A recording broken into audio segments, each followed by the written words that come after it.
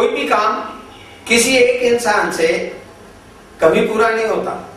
किसी का साथ ताकत को दुगना कर देता है, फिर वो काम किसी की जिंदगी बचाने का हो या किसी को इस धरती पर लाने का, साथ तो जरूरी है। नमस्कार, मैं हूं सुचानंद बजाज। आज जन समस्या में बात कुछ इसी से जुड़ी होगी, तो पहले यह देखते हैं। जन्म देती तो माँ है, लेकिन हमें धरती पर लाने में उनका भी हाथ होता है, जो अस्पतालों में अपना दिन रात एक कर इसी कोशिश में लगी रहती हैं कि जच्चा बच्चा दोनों सही रहें। बात आशा वर्कर्स की है। अस्पतालों में डॉक्टरों और नर्सों के अलावा आशा वर्कर्स भी होती हैं, जिनका काम डिलीवरी में मदद करने के अलावा नवजात की देखभाल करना होता है।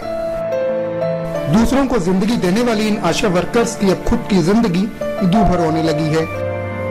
आशा वर्कर्स, आशा यानी कि उम्मीद। क्या है ये आशा वर्कर्स? कब से काम कर रही है? क्या हम और आप इसे जानते हैं? सवाल कई हैं, तो पहले ये जानते हैं क्या है ये आशा वर्कर्स। आशा यानी एक्रीडेट सोशल हेल्थ एक्टिविस्ट। देश भर में ये एक्टिविस्ट लगभग 9 लाख हैं, जो कि नेशनल हेल्थ मिशन के अंतर्गत आती हैं।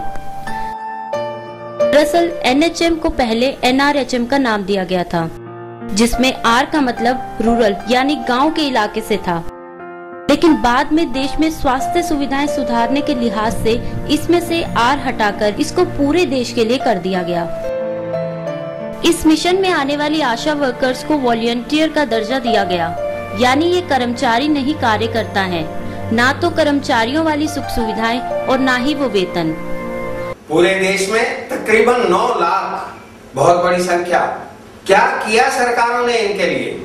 क्या केंद्र से लेकर सूबों की सरकारों तक इनकी कोई बात पहुंची? हुआ जरूर था ऐसा, लेकिन नतीजा सिफर रहा। सितंबर 2010 में संसद के दोनों सदनों में वुमेन एम्पावरमेंट की साल 2009 और 10 की रिपोर्ट में इन वर्कर्स को परमानेंट यानी कर्मचारी बनाने की अपील की गई, लेकिन कोई नतीजा नहीं निकला। इसके बाद साल 2013 में लेबर कॉन्फ्रेंस ने इस मुद्दे पर सरकार को इन वर्कर्स को परमानेंट करने का सुझाव दिया, लेकिन सरकार ने इसे नकार दिया।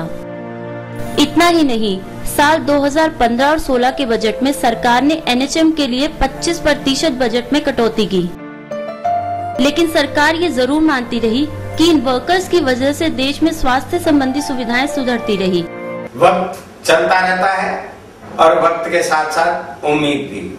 आए दिन ये आशा वर्कर्स इकट्ठा होती हैं और फिर शुरू होता है एक प्रदर्शन। कभी राजधानी दिल्ली तो कभी चंडीगढ़, सूबे बदल जाते हैं, लेकिन आवाज वही रहती है। वक्त वक्त पर अब ये आशा वर्कर्स अपने को परमानेंट करने और एक तयशुदा वेतन पर रखने की मांग करती रही। राजधानी दिल्ली में तो इन वर्कर्स के हालात और भी बुरे हैं। अब इन आशा वर्कर्स को महीने में महज 1000 रुपए ही वेतन के रूप में दिए जाएंगे।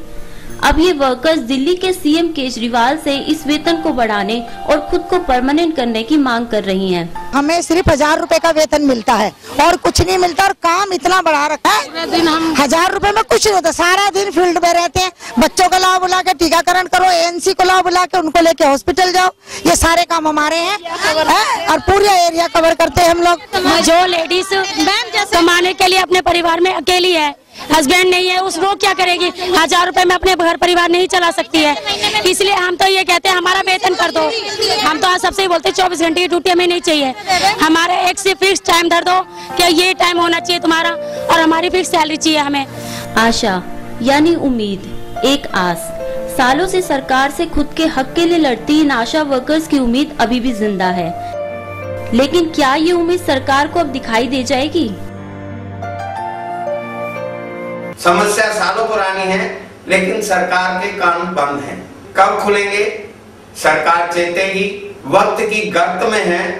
लेकिन जरा सोचिए, जहां एक तरफ ये दावे किए जाते हैं कि गांव से लेकर शहरों तक स्वास्थ्य सेवाओं में सुधार हुआ है, और कहीं न कहीं ये माना भी जाता है कि इस सुधार में आशा वर्कर्स का बहुत बड़ा हाथ है। इनको परमानेंट करने और इनकी मांगे मानने में इतना गुरेज क्यों?